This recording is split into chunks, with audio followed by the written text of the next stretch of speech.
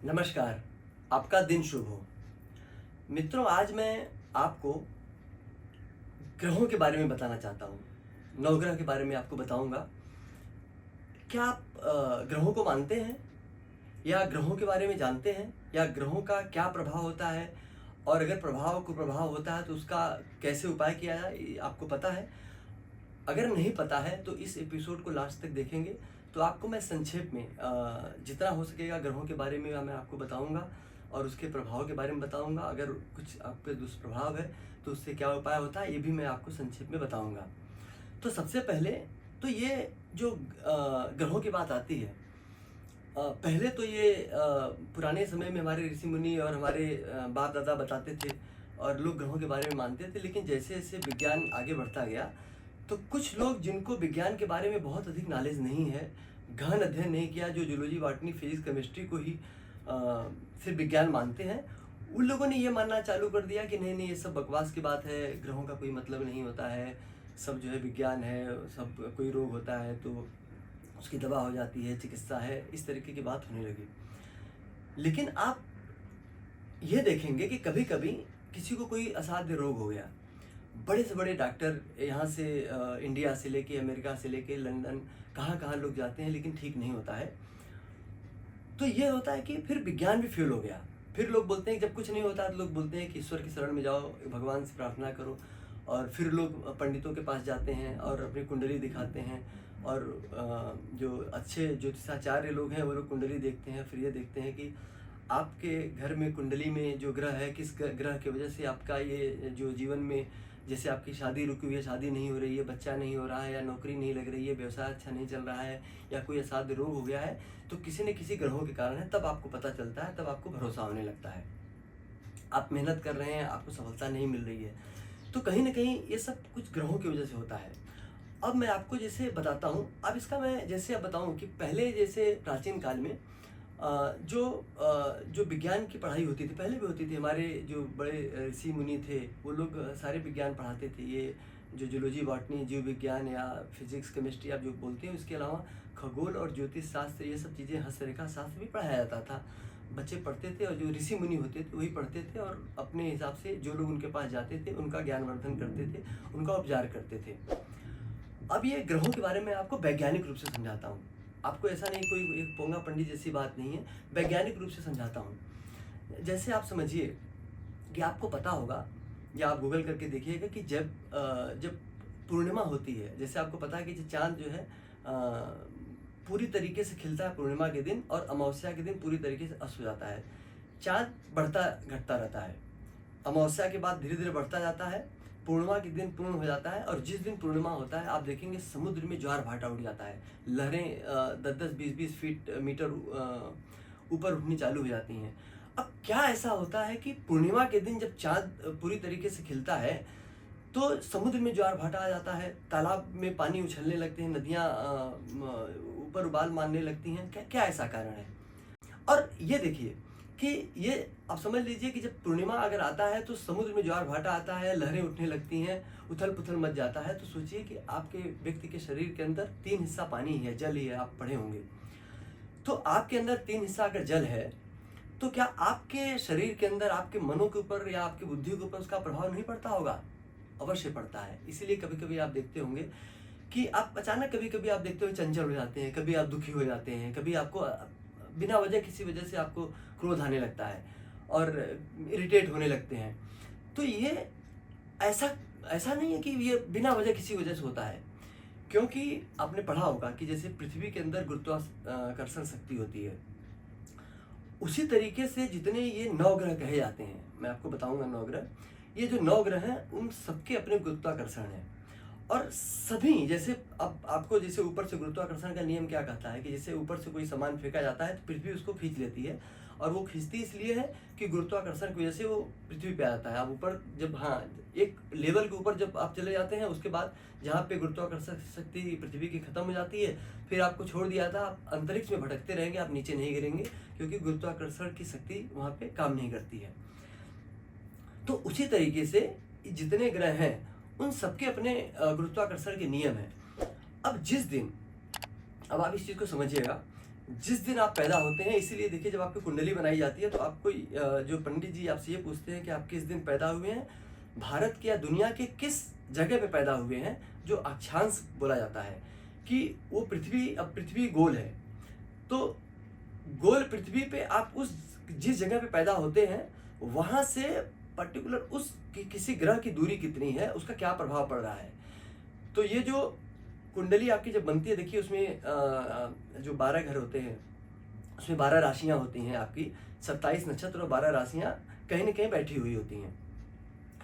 तो जिस दिन आप पैदा होते हैं उस दिन पृथ्वी पे आप जहाँ पैदा हुए वहाँ से गुरु बृहस्पति कितनी दूरी पे हैं, चंद्रमा कितनी दूरी पे है, सूर्य कितनी दूरी पे है, मंगल कितनी दूरी पे हैं, या शुक्र, ये जो राहु केतु जितने ग्रह कहे जाते हैं वो कितनी दूरी पे हैं, वो आपके कुंडली में बैठ जाते हैं और वो सारे जीवन आपके जीवन को प्रभावित करते रहते हैं। आप उसमें बिंदुसरी दशा होती है, हर ग्रह की अपनी एक दशा होती है, जैसे उनकी दशा आती है वो आपके जीवन को प्रभावित करते हैं। अब जैसे अब किसी जो पहले मैं आपको ये बता देता हूँ कि जो 9 ग्रह हैं, अब 9 ग्रह जैसे चंद्रमा है, मंगल, बुध, गुरु, शुक्र, शनि, रवि, ये तो 7 मेन ग्रह होते हैं जो इसी के ऊपर देखिए जो सप्ताह के 7 दिन होते हैं वो इसी के ऊपर रखे गए हैं। इसके अलावा जो 2 छाया ग्रह बोले जाते हैं, राहु और केतु, इनका भी बड़ा उचित स्थान होता है, बहुत महत्वपूर्ण स्थान होता है राहु केतु का, और ये भी आपके जीवन को बहुत ज़्यादा प्रभावित करते हैं। इसके अलावा आजकल ज्योतिष में प्लूटो और नेपच्यून वगैरह की बात की जाती है, इनका बहुत प्रभाव तो नहीं होता है लेकिन उनको भी माना जाता है। आजकल कुंडलियों में नेपच्यून और प्लूटो इनकी भी गणना किया जाता है, लेकिन आमतौर पे ये 9 ग्रह होते हैं। और कुंडली में आपके जन्म समय ये किस जगह पे बैठे हुए हैं, अगर जैसे कोई ग्रह आपके किसी, जैसे आपका गुरु है, अगर गुरु किसी अच्छे घर में बैठा है तब आप बहुत धार्मिक होंगे। तो इस तरीके से मैं आपको ये जो 9 ग्रह हैं इनका प्रभाव तो मैंने आपको बता दिया है, ये 100% पड़ता है। आपका अगर स्वास्थ्य खराब है, आप किसी अच्छे ज्योतिष को दिखाइए, अगर ग्रह की स्थिति उल्टी है या कुछ ग्रह आपको परेशान कर रहा है तो उसके उपाय भी हैं। अब मैं आपको बताता हूँ ये संक्षेप में कि ये 9 ग्रह कौन से हैं और इनका अगर आप स्टोन के हिसाब से करिए, हालांकि हर ग्रहों के लिए पंडित जी लोग पूजा पाठ बताते हैं, और जैसा कि आप लोग सुने होंगे कि उसके लिए मंत्र शक्ति भी है, मंत्रों का प्रभाव भी होता है और अवश्य होता है, लेकिन लोग मंत्र नहीं कर पाते हैं और ग्रहों की शांति करवाते हैं पंडित जी लोगों से। लेकिन उसके अलावा स्टोन का भी एक होता है कि स्टोन से जो है आपके जो ग्रह होते हैं, आपके जैसे आपकी हस्तरेखाएं हैं, इसमें सबके जैसे ये शुक्र का ये पर्वत है, ये शनि का पर्वत है, ये गुरु का पर्वत है, ये बुध का पर्वत है, शुक्र का पर्वत है, ये मंगल की जगह है, राहु केतु की जगह यहाँ पे होती है। तो कोई हस्त जो विशेषज्ञ होता है हस्तरेखा का, वो आपको ये देख के बता देता है कि आपका कौन सा पर्वत या कौन सा ग्रह आपका कमज़ोर है, कौन सा बलशाली है। जो कमज़ोर होता है आपको स्टोन के हिसाब से बताता है कि आपको ये स्टोन अगर आप पहनते हैं तो जो आपके ग्रह कमज़ोर है वो आपका दूर हो जाएगा। पूरी तरीके से दूर नहीं होगा लेकिन काफ़ी उसमें मदद मिलती है।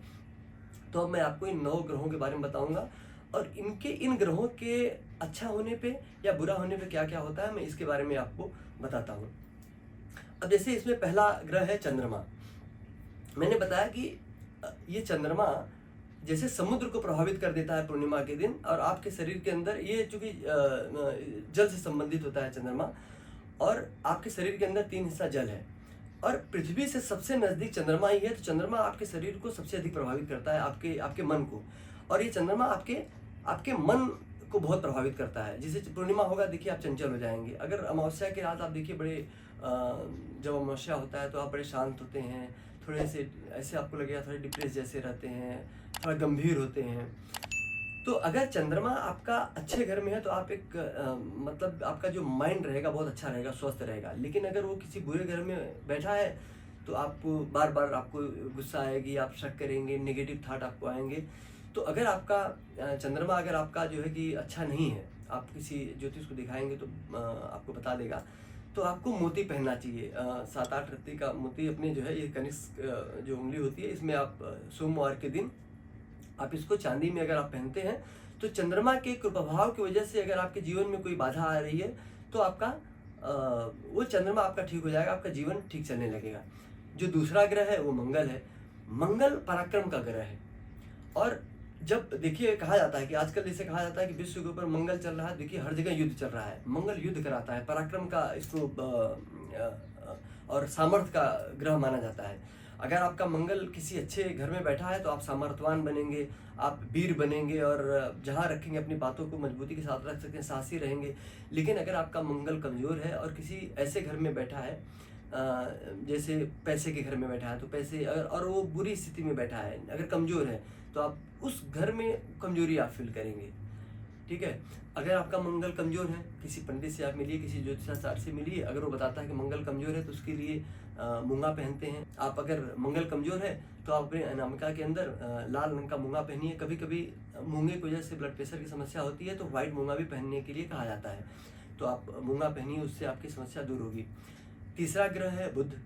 बुध जो है ये रचनात्मकता और का ग्रह है। और जैसे देखिए जो लोग कलाकार हैं या राइटर है, एक्टर हैं या इस तरीके कोई कलाकार किस्म के लोग हैं, अगर उनका बुध बहुत अच्छा होता है और बुध की वजह से बहुत आगे भी बढ़ते हैं। लेकिन अगर मान लीजिए आपका बुध कहीं कमज़ोर पड़ रहा है तो उसके लिए आपको पन्ना पहनना चाहिए। आप 5-7 रत्ती का पन्ना जैसे यहाँ पे कनिष्क उंगली में पहना जाता है, आप बुधवार के दिन अगर पन्ना पहनते हैं तो आपका देखिए ये जो रचनात्मकता की चीज़ें हैं और जो आपके अंदर क्रिएटिविटी ये बढ़ेगी। अगर आप कलाकार हैं तो आपको ज़रूर पहनना चाहिए, अगर कुछ कमी आती है लगता है। और इसके अलावा अगर आप नेगेटिव थिंकिंग बहुत करते हैं, आपको हमेशा नकारात्मक सोच अगर आपको आ रही है और ये बार काफ़ी लंबे समय तक चल रही है, कभी कभी तो मैंने बताया कि ग्रहों की स्थिति की वजह से ग्रह चेंज होते हैं तो आप कभी कभी नेगेटिव या ऐसा कुछ सोचने लगते हैं। लेकिन अगर बार बार ऐसा हो रहा है, नींद की समस्या हो रही है, तो आपको पन्ना पहनना चाहिए, क्योंकि इससे आप थोड़ा पॉजिटिव सोचने लगेंगे, इसमें सुधार आएगा। जो नेक्स्ट जो ग्रह है, अगला ग्रह है जो गुरु या बृहस्पति कह सकते हैं। बृहस्पति आध्यात्म का गुरु होता है, जिसे गुरु ही नाम है। ये आपके जीवन में आध्यात्म लेके आते हैं, आप ज्ञानी होते हैं। अगर आपके किसी घर में, उचित घर में अगर गुरु बैठा है, अगर सही घर में, तो आप बहुत आध्यात्मिक होंगे, पूजा पाठ में आपका मन लगेगा।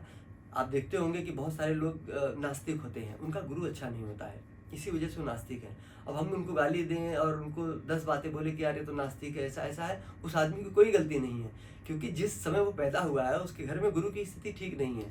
लेकिन अगर उसको भगा फुसला के किसी तरीके से अगर गुरु की शांति किया जाए, गुरुवार के दिन गुरुवार का मंत्र पढ़ा जाए, और गुरुवार के दिन आप अगर पोखराज धारण करें अपने इस उंगली में, जो है तर्जनी में जो इसको बोलते हैं, इसके अंदर आप पोखराज पहनते हैं। अगर 5 से 7 रत्ती का पीले रंग का जो पोखराज अगर आप पहनते हैं तो आप धीरे धीरे, जो अगर नास्तिक है, आपका अध्यात्म मन नहीं लगता है, तो आप अगर वो पहनेंगे तो उससे आपको बहुत फायदा होगा। इसके अलावा अगर गुरु वीक होता है तो शादी ब्याह में भी रुकावटें आती हैं, जल्दी शादी ब्याह नहीं होता है। आप बहुत सारे लोगों को मैंने देखा है कि शादी में रुकावट आती है, नौकरी चाकरी में रुकावट आती है, जॉब के लिए भी अगर आपका गुरु वीक है तो आपका जॉब भी अच्छा नहीं लगेगा, बार बार नौकरी छूटेगी। और तो ऐसे लोगों के लिए पंडित लोग बोलते हैं कि गुरुवार के दिन आप केले के पेड़ में जाके पीले जो है जल दीजिए, पीला वस्त्र पहनिए, गुरुवार की पूजा करिए, भगवान विष्णु की पूजा करिए, और या तो आप पोखराज धारण करिए, इससे आपको आपके जीवन में जरूर प्रभाव पड़ेगा। अगला ग्रह है शुक्र है। शुक्र जो है ये प्रेम का ग्रह है, काम शक्ति का ग्रह है। आपका बहुत सारी चीज़ें जो, जैसे आप देखिए किसी के जीवन में प्रेम मिल ही नहीं रहा है, वो प्रेमी नहीं है, बड़ा अजीब किस्म का, रूखा किस्म का इंसान है, प्रेम संबंधी वैवाहिक जीवन भी ठीक ठाक नहीं चल रहा है, पुत्र होने में अच्छा हो रहा है, बहुत सारी जो इस टाइप की तकलीफें होती है शुक्र की वजह से होती है। शुक्र जो है वैभव का ग्रह है। अगर इस तरीके की कोई आपको समस्या है और आप देख रहे हैं कि आपको कोई शारीरिक या उस तरीके की कोई बीमारी है, कोई गुप्त रोग है और इस तरीके की कोई बात है, तो अगर इसका मतलब कि आपका शुक्र जो है कमज़ोर है। अगर आप शुक्र को प्रबल करेंगे तो आपकी ये समस्याएं दूर होंगी। अगर आपका वैवाहिक जीवन ठीक ठाक नहीं चल रहा है तो भी आपको, इसका मतलब आपके शुक्र ग्रह जो है आपका ठीक नहीं है।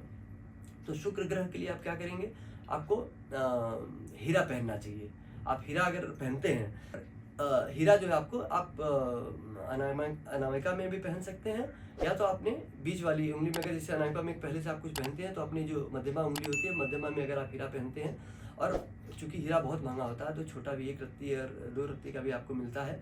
या तो अगर आपके पास बहुत पैसे नहीं है, हीरा बहुत महंगा आता है, नहीं पैसे हैं, तो उसके उप रत्न आते हैं मार्केट में, तो अगर आप उसको चांदी या सोने में अगर आप हीरा पहनेंगे तो सुख संबंधी जो आपके दोष हैं वो निकलते हैं। अब जो नेक्स्ट ग्रह है वो है शनि। आप सभी को पता होगा कि शनि से बहुत लोग बोलते हैं शनि की साढ़े साथी, शनि की ढैया, ये सब बातें बोलते हैं। शनि जो है सूर्य के पुत्र हैं और शनि न्याय के देवता हैं। शनि को लोग बोलते हैं बुरे ग्रह हैं, लेकिन शनि बुरे ग्रह नहीं है। अगर शनि नहीं हो तो लोग उदंड हो जाएंगे और व्यभिचारी हो जाएंगे और उन सोचेंगे कि घमंडी हो जाएंगे और सोचेंगे कि मैं सब कुछ कर सकता हूँ। लेकिन शनि आपको औकात में लेके आता है, शनि आपको धार्मिक बनाता है। जब शनि आपके जीवन में आता है, 7.5 साल का जो समय होता है, आप नेगेटिव सोचते हैं, आपको भय लगता है और आपको अगर कोई छोटा रोग हो जाता है तो आपको डरने लगते हैं कि कुछ बड़ा नहीं हो जाए। ये भय पैदा करता है और भय की वजह से आप जो है धार्मिक होने लगते हैं। तो ये जो शनि की साढ़े साथी है, इसमें हिंदू धर्म में कहा जाता है कि अब हनुमान जी की आप पूजा करते हैं और शनि महाराज की अगर आप पूजा करते हैं, शनिवार को सुबह और शाम को दिया जलाते हैं, सुबह पीपल के वृक्ष में अगर आप जल देते हैं तो शनि उससे प्रसन्न होते हैं। शनि की पीड़ा कम होती है, पूरी तरीके से ख़त्म नहीं होती लेकिन पीड़ा कम होती है। इसके अलावा आप शनि के लिए लोग नीलम पहनते हैं। अगर अच्छा नीलम अगर आपको मिलता है तो आप नीलम पहनिए। 5-7 अगर नीलम तो खैर 4-5 रत्ती का भी बहुत हो जाता है, लेकिन अगर आप नीलम, चूँकि या तो बहुत फ़ायदा करता है तो कभी कभी नुकसान करता है, तो नीलम के लिए एक उपरत्न होता है, उसको अमेथिस्ट बोलते हैं। आप 5-7 रत्ती का अमेथिस्ट शनिवार के दिन अपने मध्यमा उंगली में आप पहन सकते हैं। और जैसे जो बोट होती है, नाव के अंदर जो कील लगी होती है, उसके अंदर से कील कहीं से आप निकाल सकते हैं, निकाल के ले आइए, उसका रिंग बनवाइए। और या तो घोड़े के नाल जो होता है, घोड़े के नाल निकलवा के उसका रिंग बनवा के अपनी बिचली उंगली में आप शनिवार के दिन शाम के वक्त अगर आप इसको पहनेंगे तो शनि से जुड़ी जो समस्याएं हैं वो ठीक होंगी। लेकिन आपको जब शनि की समस्या हो तो आप ध्यान करिए। मैं आपको कितने एपिसोड में ध्यान बताता हूँ, आप ध्यान करिए, साक्षी भाव में जाइए और ये सोचिए कि ये समय धीरे धीरे निकल जाएगा। शनि आपको आध्यात्मिक बना देगा। आप हनुमान जी की पूजा करिए, आप हृदय में हमेशा हरि का भजन करिए, नाम जप करिए। नाम जप का भी बहुत महत्वपूर्ण योगदान है इन सब ग्रहों के लिए। तो उसके लिए मैं किसी अलग एपिसोड में नाम जप के बारे में उसके बारे में बताऊंगा। तो ये शनि के लिए हो गया। अब अगला ग्रह है रवि।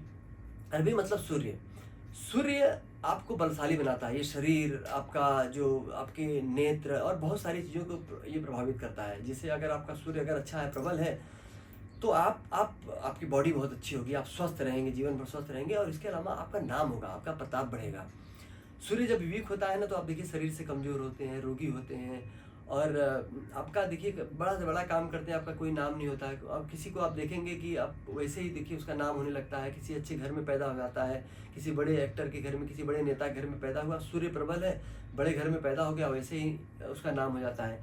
तो सूर्य की वजह से ये सब सारी चीज़ें होती हैं। लेकिन अगर सूर्य कमज़ोर है आपके घर में और किसी गलत घर में बैठा है, तब आपको उसके लिए आप माणिक्य पहनते हैं। अब अगर सूर्य कमज़ोर है तो आपको माणिक्य पहनना चाहिए। तो माणिक्य जो है 7 या 5 रत्ती का, 5 से 7 रत्ती का आप देख लीजिए। और उसके भी उपरत्न आते हैं अगर आपके पास बहुत पैसे नहीं है। और माणिक्य जो है सोने में पहना जाता है। अगर आपका बहुत पैसे नहीं है तो आप उसके उपरत्न आते हैं, वो पहनेंगे तो भी आपको फ़ायदा होता है। अब ये तो जो 7 मेन ग्रह हैं। अब इसके अलावा जो छाया ग्रह कहा जाता है वो है राहु और केतु। इसको छाया ग्रह बोलते हैं और ये आपको बहुत तंग करते हैं। अगर आपका राहु अगर खराब है, आप राहु की वजह से देखिए आपके पेट में गैस होती है, आपको जो है मिर्गी आती है और भिन्न भिन्न प्रकार के, आप बहुत सारे लोग आत्महत्या कर लेते हैं अगर उनका राहु केतु खराब है। तो अगर आपकी कुंडली में राहु केतु अगर गड़बड़ है, आप गोमेद पहनिए। अगर राहु की प्रॉब्लम है तो आपको गोमेद पहनना चाहिए। और इसी तरीके से केतु अगर आपका अच्छा नहीं, अच्छे घर में नहीं है और अच्छा रहेगा तो बड़ी अच्छी बात है। लेकिन अगर वो अच्छा नहीं है तो आपको एक लहसुनिया आता है, लहसुनिया आप जो है उसको पहनिए अपने मध्यमा उंगली में। उससे आपका जो केतु की समस्या है ये आपकी ठीक हो जाती है। तो ये मैंने आपको बताया। और ये अगर आप किसी साइंस से देखिए, नासा में भी बताने लगे हैं कि ग्रहों का कैसे प्रभाव पड़ता है। अब तो सब जगह हाजिर हो गया। पहले कुछ समय पहले तक जब साइंस इतना डेवलप नहीं था तो ग्रहों के बारे में सिर्फ आध्यात्मिक रूप से ये कहा जाता था कि ये ठीक है। लेकिन अब बड़े बड़े वैज्ञानिक लोग, बड़े बड़े लिखिए लोग अंगूठी पहनते हैं और अपने घर में पूजा पाठ करते हैं, ग्रहों की शांति करवाते हैं। तो ग्रहों का फल अवश्य पड़ता है। और इस एपिसोड से आपको ये समझ में आ गया होगा कि आपकी ज़िंदगी में किस तरीके की समस्या चल रही है, उस तरीके का आप कोई रत्न धारण कर सकते हैं, ऐसे ग्रहों को आप शांति करवा सकते हैं। और ये जो मैंने आपको बताया है, ये मैंने बहुत कम बताया है, चूँकि इतना लंबा समय नहीं है तो मैंने कम बताया है। अगर आपको समस्या है किसी ज्योतिष के पास जाइए। अगर आपको समस्या लगती है तो आप मुझे कमेंट बॉक्स में मुझे भी लिख सकते हैं। जितना ज्योतिष, जितना हस्तरेखा शास्त्र और जितना अंक ज्योतिष मैं जानता हूँ, उसके हिसाब से मैं आपको उपाय बताने की कोशिश करूँगा, आपके जीवन में शांति लाने की कोशिश करूँगा।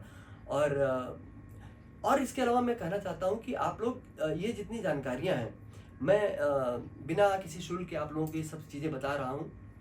आप इसको लोगों को शेयर करिए। मैं बता रहा हूँ, मैं भी अपना एक धर्म पालन कर रहा हूँ, जनहित में कार्य कर रहा हूँ।